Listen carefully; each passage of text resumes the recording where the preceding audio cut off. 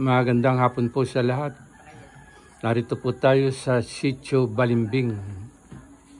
At ang makikita po ninyo ay ang kapalayanan ng Dilawan. Sakop ng Barangay Sambueno. Tinawag po ito na sitio ng kapalayanan ng Dilawan dahil nung unang panahon po, napakarami daw po dito ng tanim na dilaw na luya. Yan. At sa mga oras po na ito ay napadako tayo sa tahanan ni Biba. At makikita po ninyo ang aking kumpare na si, ano nga pong pangalan ninyo? Raul. Lakas po. Raul. Almasen. Ano po pilido? Almasen. Galing pa po kayo sa Mauban. At narito po kayo sa tahanan ni Biba dahil sa ano? Nagpapagamot po. Na ano pong gamot? Anong? Nabalian po ang ganito. Yung sa mga nabalian. At makikita po ninyo ang ginagawa ni Biba sa mga sandaling ito. Saglit po nating tingnan ang ginagawa ni Biba. Dinarayo po siya sa kanyang naiibang panggagamot, yung pubang mga nababalian. At ito po, itong nakablock, ano pong pangalan ng nakablock? Isel po. Ha? Isel. Pakilakas po. Isel po. Yan. Ano po ninyo yung nabalian na ito? Anak ko po. Anak. Yan. Nabalian ang kanyang balikat. Mga ilang araw na po yan? Kahapon lang po. Kahapon. Araw na ngayon. Kinakailangan po, ang galing ni Biba, yung kapag nabalian, yung bagong-bago pa lamang po. Sa pamagitan po ng kanyang mahikan na nabulong at ang bisa ng kanyang laway, ang magaling na gumamot. Mas maganda raw po yung durug-durug na naibabalik pa niya. Yan po si Biba. Biba, tingin ka sa ating viewers. Kaway-kaway. Yan po si Biba. Huwag na natin pakawayin itong, anong pangalan po ng inyong anak? Epay po, Epay. Si Epay. Josepa? Jersel po yan. Jersel. Yan po. Yung tatay po Epoy. Tatay Epoy. Ang anak si Epay. Yan. Yan po ang kanyang paraan ng paggagamot ni Biba. Ito po, may x-ray po siya. Yan. Ito yung aming tinitignan. Bago po gamutin o gawa ng kanyang mga... Yan. Durog, bali. Isang lang po. Isa lang, yan.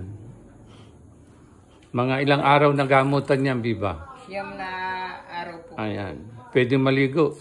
Hindi po. Hindi. Ito ba, hindi, siyam na araw na hindi maliligo? Ha? Pwede po, wag lang babasain. Yan. Ito naman, batang-bata pa, walang boyfriend pa ito. Ha? Kahit maiba-iba muna ang amoy. Tingin ka, Pipay. Pipay.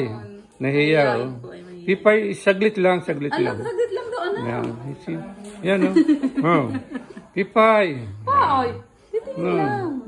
Saglit lang. Para sa ating viewers. Tumingin. Isa. Yan. Ang ganda Yan. Ayan po. Si Biba at si Epay na kanyang ginagamot. Basta po may kinalaman sa mga na apektuhan na buto. Kay Biba po, ang hiwagan ng kanyang laway na may halong bulong. Yan. Magagamot po niya. Pero bago gamutin po, kinakailangan may x-ray para makita yung apektadong bahagi na balian. Yan. At yan po, minsan pa po nating tingnan yung kanyang concern na nanay. Yan po, ngiti, ang ganda Yan. Yan po ang kanyang ina. Ito po nung isang batang kasama na may aso. Ha? Dito po yan. Apo mo naman ito. Inaanak po. Inaanak naman. Huwag ka nang malikot. Baka na may mabalian din, ha? Ha? Kaway-kaway ka. Yan. At yan po, Ito mo yung ganito mo. ang kasalukuyang nagaganap sa tahanan ni Biba. Ang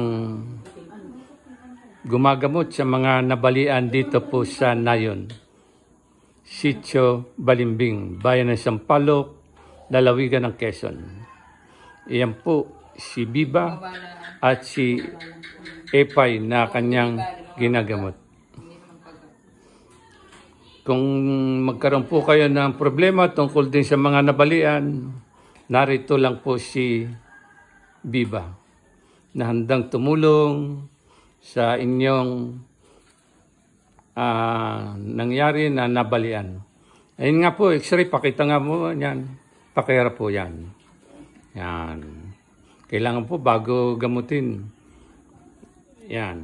Makita yung x-ray, yung apektadong bahagi ng naapektuhan. At minsan po, Biba, kaway-kaway. Yan. Yan po si Biba.